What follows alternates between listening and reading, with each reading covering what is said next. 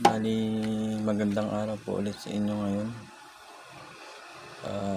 Ituturo ko lang po sa inyo kung wala po kayong tester kung paano nyo matitrace ang base collector emitter ng isang transistor. Applicable lang po ito sa ating NPN type.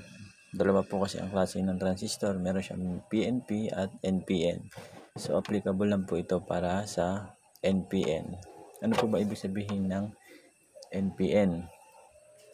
Ibig sabihin po ng NPN, yung base niya po ay negative at yung kanyang collector ay positive at ang kanyang emitter ay negative din naman.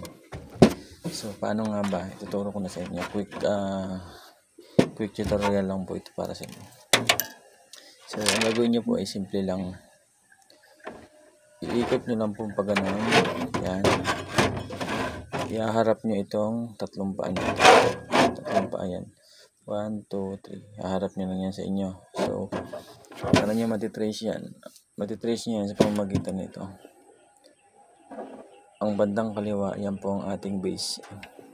Yan. At ang gitna, ang ating collector. At ang ating last ay yun ang emitter po. So, ganun lang po kasimple. Ganun nyo lang kasimple i-check kung alin dyan ang base collector emitter. Ang kaliwa ay base.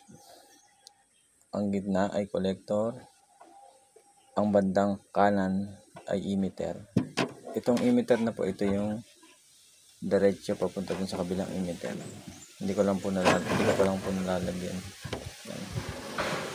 So, yun. Ganun lang po kasimple. Kung wala kayong tester, ganun nyo lang po siya i-check. Sana po ay makatulong sa inyo. Applicable only for NPN type. Pag PNP po, iba yun. Para hindi po kayo magkamali.